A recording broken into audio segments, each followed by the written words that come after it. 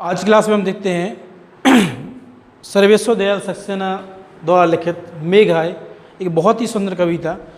मेघाय के माध्यम से कवि ये कहना चाहते हैं कि जब मेघ आते हैं तो मेघों का स्वागत या मेघों का मूल्य एक किसान के जीवन में क्या होता है।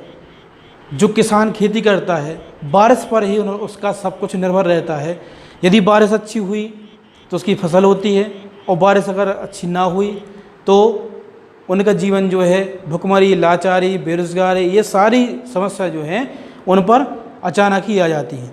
तो ये मेघ आय के माध्यम से इस कविता में ऐसा बताया गया है कि जैसे किसी दामाद कोई आता है शहर से गांव में, तो उसके आने से स्वागत होता है, उसके आने से स्वागत की तैयारियां होती हैं, वही तैयारियां जो हैं मेघ के आने से होती हैं, मेघों के आने से होती हैं, वो बताई गई हैं।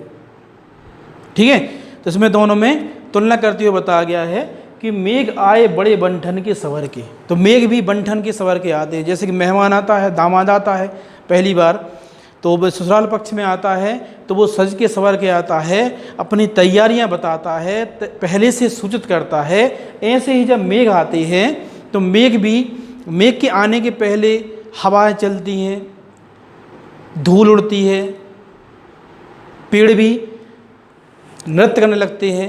तो ऐसे जब ऐसे मेघ के आने से तैयारी होती हैं, वैसे तैयारियां उस दामाद के आने से होती हैं।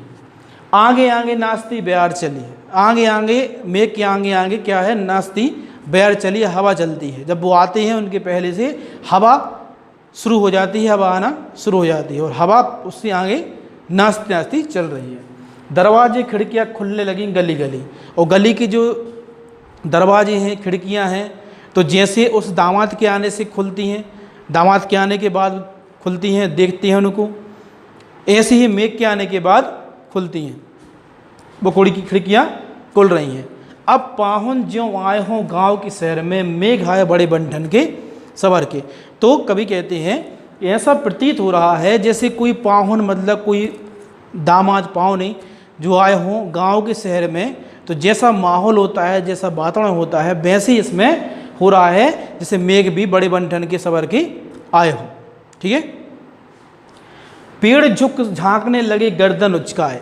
अब जैसे कोई मेहमान आता है या मेघ आते हैं, तो मेघ आते हैं तो हवा पहले आती है, तो हवा के आने से पेड़ गर्दन झुकाए, मतलब पेड़ झुककर उसका स्वागत करते हैं या उसको देखते हैं। तो ऐसे ही बता रहे हैं कि जैसे कि मेहमान को आने से देखते हैं, घर के बुजुर्ग छत पर चढ़कर देखते हैं, घर की बहुएं जो हैं कि मेहमान कौन आ रहा है, कहाँ से आ रहा है, वैसे ही मेघ के आने के बारे में दिख रही हैं।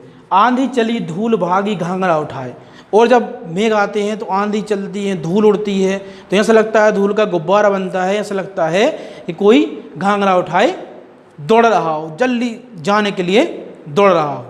और साथ में ऐसे कोई मेहमान आता है तो मेहमान के साथ भी यही होता है कि बच्चे जो हैं खबर देने, सूचना देने के लिए आगे दौड़ते हैं कि मेहमान आने वाले हैं। बागी चितवन उठा नदी ठिठकी घूंघर सर के।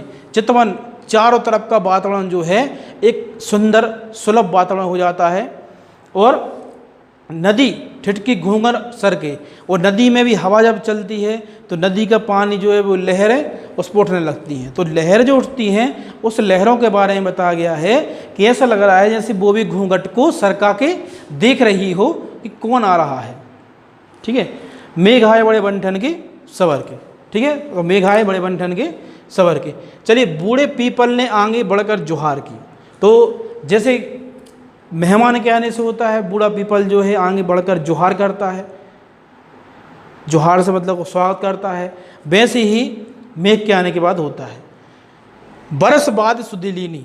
अब किसान जीवन में कहते हैं कि मेघों का इंतजार कितने समय से कर रहे हैं। एक बरस के बाद सुदली, मतलब एक बरस के बाद खबर ली, उन मेघों ने एक वर्ष के बाद खबर ली।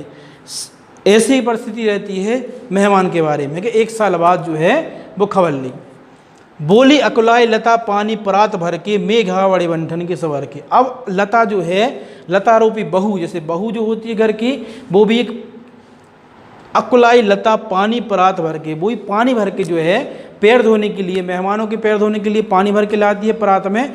ऐसे ही लता के बारे में कहा गया है कि लता ये पेड़ की ओट में छिपकर ऐसे प्रयास कर रही है पैर धोने का, किनका? बादलों का या मेघों का।